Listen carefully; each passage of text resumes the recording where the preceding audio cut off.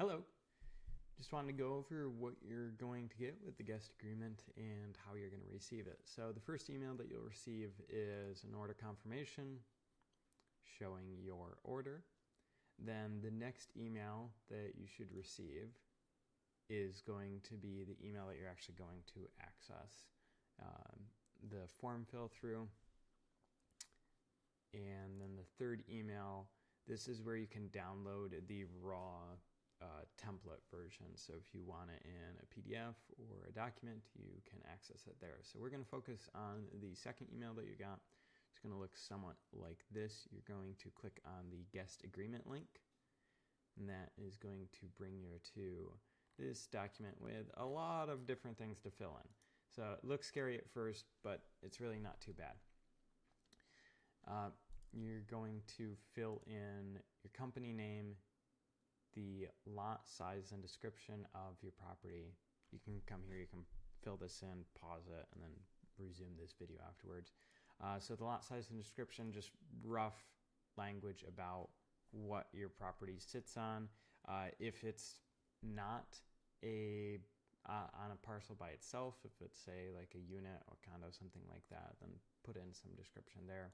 Property name, if you have it, or if it's just something like unit B21, you can do that as well. Dwelling type, it's just, is it a single family home? Is it a apartment? What exactly is it? If you want to put in a little bit more details, specifically describing the structure as well, single family home, made out of a shipping container, you can do that. If there are any other structures on the property, you can list those here. That way it will be noted that they do not have access to those structures. And then we have square footage of the dwelling. This is in a number format. So if it's, 1,200 square feet, 300 square feet, whatever it is, put that in there. The number of bedrooms, you'll notice here, so everything's duplicated. We have, from here on out, we have a written and then the actual number, and this is just because it's a legal document, it's needed, so just pay attention to that. So for the number of bedrooms, if you have, let's say you're doing one bedroom, and then you put in the number one. Bathroom, same thing, write out one, then number one. Then you're going to put the city and state where the property is located, the property access limitations. So this would be, again, kind of talking about if there is anything on the property that they don't have access to, or maybe there's restricted access, partial access, something of that nature. Describe that in as much detail as possible here. Cancellation window. Again, we've written number format. So how many days are they allowed? Is it 31 days, 14 days, 7 days, maybe longer, maybe shorter. Hours to request cancellation after booking. So it is what it's written out. Do you offer, if any, basically a oopsie period? So if they booked and then they get back to you within, say, 24 or maybe 48 hours, that they can cancel.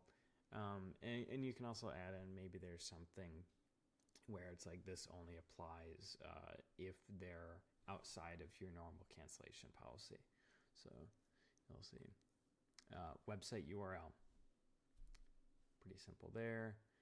Additional payment methods and terms, if you have any. If you don't put anything in there. Cleaning fee written out. Again, you're going to have to write out. So, actually type out $125. Then you can put in $125. Then you have maximum occupancy, again, written out. So this would be, 3. Smoking allowed, no, or yes. If you have a smoking fee. The minimum temperature of the structure, so this would be what they have to have it set to minimally.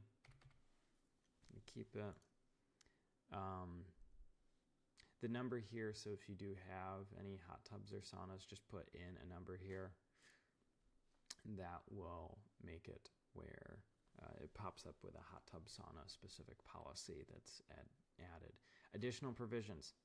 You have 2 additional provisions you can add in here. So these are just general statements like any requirements that you have of the guest. We have certain requirements. If you downloaded the preview, you can see the ones that are already written out, but maybe you have something that's specific to the property, anything, or maybe a specific thing like,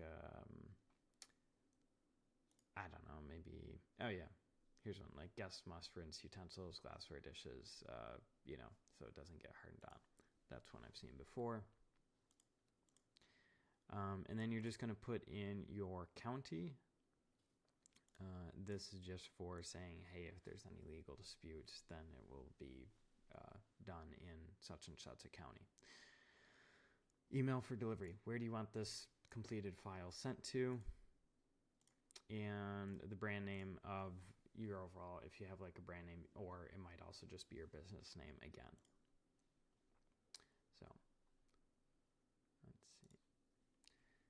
Okay, so you can see I have it all filled out. Let's see. I don't think I need all of that there. I have that. Okay. So then you can click Merge Document. And then we're going to go to your email. So then in our email, might take a minute.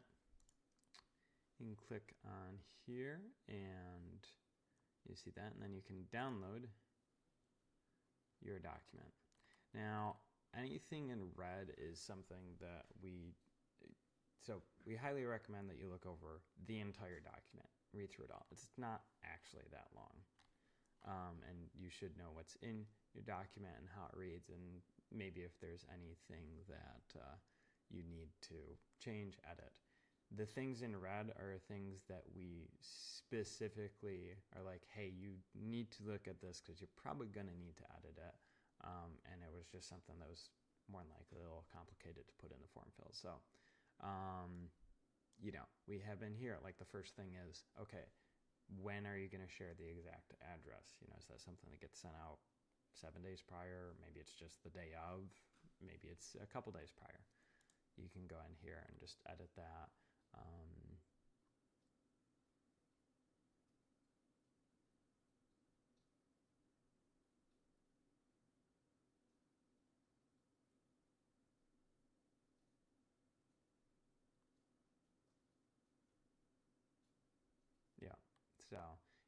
So I can just go through that, read through it all.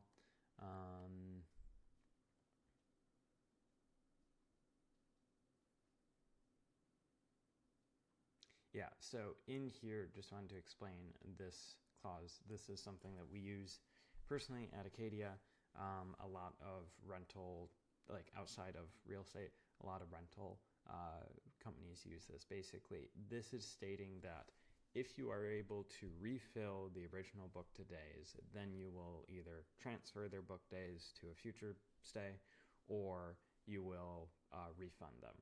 And so that's a pretty nice way to do the refund, basically, because it's like, okay, if someone books, say, 4th of July weekend, and that's a really hot weekend, is in popularity, then more than likely they're going to be able to get a refund or a transfer of the days, as long as they give you enough notice. But if they book some obscure weekend, and especially if they give you relatively short notice, then there's a decent chance where it's like, hey, these aren't going to get booked, you're not going to get your money back, but we'll at least try. So here's all of these. These are just general ones that you can put in. You do not have to, you can delete these if you don't like them. Guest departure. So this is another one where it's like we put in just very general things here. Personally, for our guest departures, just take your shit and get out. That's what we do. So I would actually be going through and deleting these for our personal use, but I know a lot of people have these, so we just put them in there by default. Feel free to edit and or delete at your will.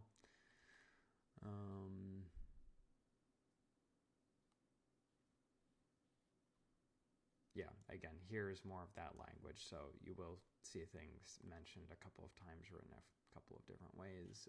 We have the smoking policy in there, as we said, no to smoking. Yeah, you should read all of these miscellaneous ones.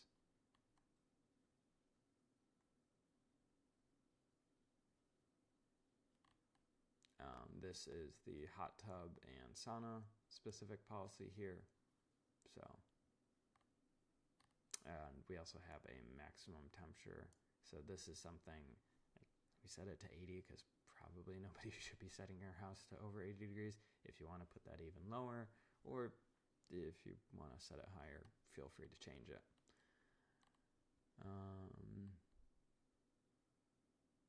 Yeah, so if you have any questions, please feel free to reach out. Hopefully this walked you through it. Okay, take care. Have a great day.